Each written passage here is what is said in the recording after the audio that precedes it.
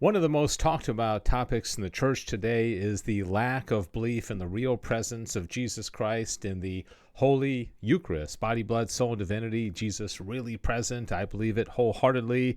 But the statistics show that about two-thirds of Catholics, not just everybody, but two-thirds of Catholics don't believe in the real presence of Jesus in the Eucharist. And so this is a crisis, and this is very important because I think you would agree that anybody who believes that Jesus is present in the Eucharist will not leave the Catholic Church. And so I wanted to look into St. Thomas Aquinas' teaching on the Eucharist in the Summa Theologia. And interestingly, St. Thomas Aquinas dedicates 11 questions in Tertia Pars, the third part of the Summa, to the Eucharist, and that accounts to 84 articles. And so articles are formatted as questions, so it's a little confusing, but basically St. Thomas Aquinas asks 84 questions about the Eucharist in the Summa Theologia.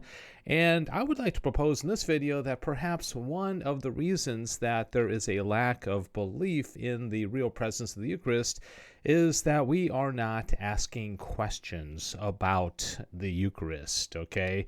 When's the last time you just pondered it? Or was it something that you just received and by faith when you were 7 or 8 years old and your teacher and your parents told you that it was Jesus Christ, body, blood, soul, and divinity in the Eucharist, and you believed it, which is great.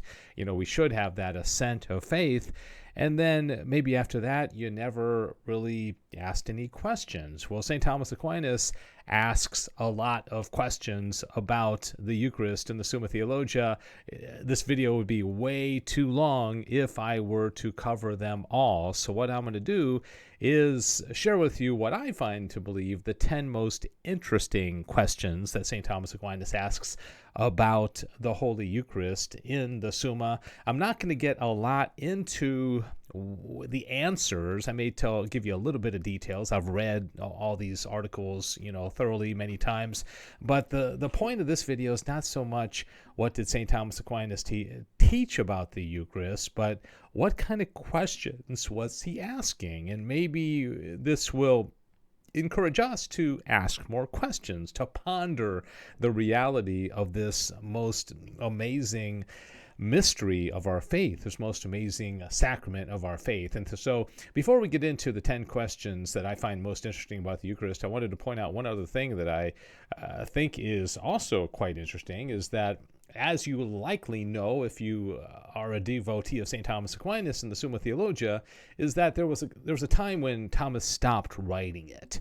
He famously had this vision of Jesus Christ, and he spoke to Jesus, and then it was an ecstatic mystical experience, and he decided that everything that he was writing was really like straw, and it just didn't have it in him anymore to write, because now he had actually had some kind of a mystical vision of Jesus Christ, right? Interestingly, if you look at the Summa, that happens in Tertia Pars, and then everything after that is called the supplement.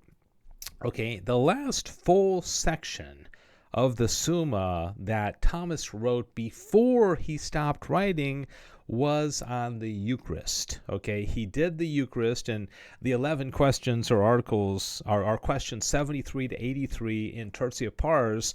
He then writes about 5 or 6 questions on the Sacrament of Penance, and then he's done. And so would it be too presumptuous to say that maybe his writing about this topic put him in a disposition where he was prepared to receive this ecstatic vision of Jesus Christ? I don't think that's too much of a stretch. And maybe, just maybe, if we ask more questions, if we have more healthy curiosity about this sacrament, that might behoove us as well. So, I use this example. If you came to my office and, I've got a bowl with a goldfish in it, and I said, have you met my pet dog?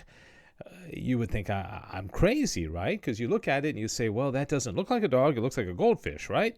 And I'd say, well, yeah, it looks like a goldfish, but it's actually a dog, right? It had a substantial change in its substance, and it's actually a dog now.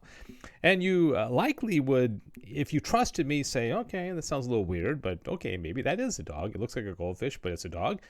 And then you might say, well, does it bark? Do you take it on walks? Does it have a leash? Does it eat fish food or dog food? And so these questions would enter into your mind, perhaps, about what is it like when something that looks like one thing is actually something else.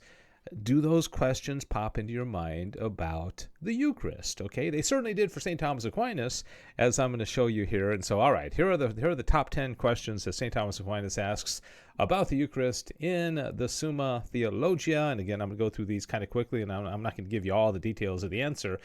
All right, in Tertia Pars, question 75, article 3, whether the substance of the bread or wine is annihilated after the consecration of the sacrament or dissolved into their original matter.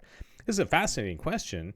What I think Thomas is getting at here is that you have bread and wine, accidents and substance, then all of a sudden, after the words of consecration, you have still the accidents of bread and wine, but now you have the substance of Jesus Christ, body, blood, soul, divinity.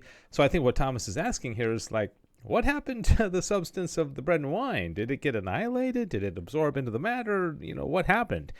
Have you ever thought about that? It's interesting, and it's a good one to read if you'd like to. All right, question 75, article 8, whether this proposition is false. The body of Christ is made out of bread. Now, probably at first glance, you'd say that sounds pretty ridiculous. I think it's false. Well, Thomas actually says in some ways it's true because the accidents still remain in the bread. And so he said this wouldn't, if you qualify it and you make the right caveats, it actually could be a true statement. Okay, interesting enough, huh? All right, is Christ's body moved in this sacrament? Is it in the sacrament movably? I think what he means by this is, as the host is moved across the altar, the host is moved from the hand to the recipient's mouth. Is Christ moving? If Christ is in the host, is he moving? And Thomas really says, not really. Okay, but again, not a whole lot of explanation I'll be able to give here. All right, so Eucharistic miracles apparently are not, a new thing. There have been Eucharistic miracles throughout the history of the Church. I think they're maybe more common in the last, a few hundred years, perhaps.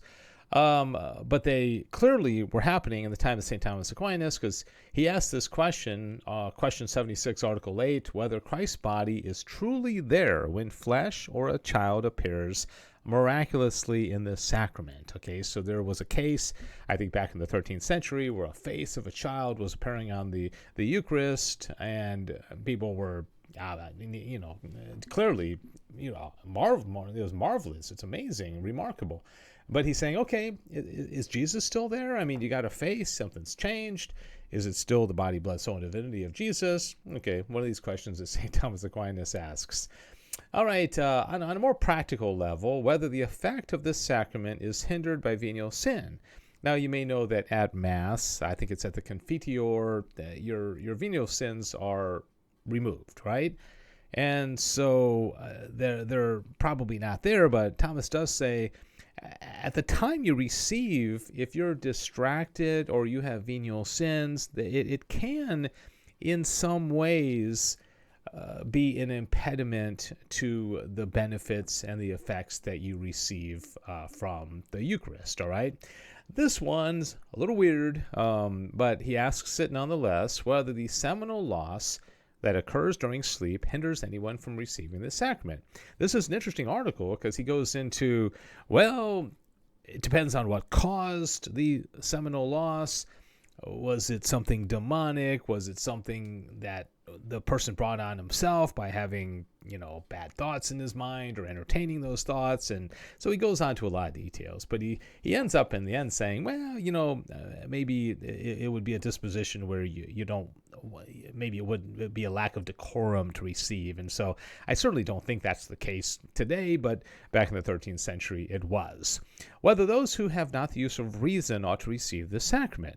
Thomas comes down saying if somebody never has the use of reason, they are not able to have the devotion to the Eucharist or assent to it, and so they shouldn't receive. But, well, if they had the use of reason and then they lost it, he says, well, they don't receive it, but then right as they're dying, maybe they can have viaticum and they can receive it at the end of their life, right? Did Jesus receive his own body and blood at the Last Supper? Okay, he consecrated the Eucharist, he gave it to his apostles, and he received it. So Thomas is like, yeah, he did receive his own body and blood. This one is probably my favorite as far as it's just really interesting. Whether if this sacrament had been reserved in a pyx or consecrated at the moment of Christ's death by one of the apostles, Christ himself would have died there. One thing in this question implies is that the apostles, of course, had the priesthood and the ability to say Mass and consecrate the Eucharist, But the problem, and I think what's at heart here, is that during those 3 days that Jesus was dead, his body and his soul were separated. And so you couldn't have had a Mass, you couldn't have had a consecration because Jesus didn't have a body. He had a corpse and he had a separated soul, right? So Thomas is kind of geeking out here and saying, well, what if at the Last Supper they had reserved it in a pyx, and then right as he dies, what's the state of his body? Does he die? He hasn't risen from the dead yet. It's really interesting, but I think one of the points that we have to understand is that we receive the living body of Christ. We don't receive the dead Christ because that's a corpse, right? So it's interesting. This may be one you may want to look at.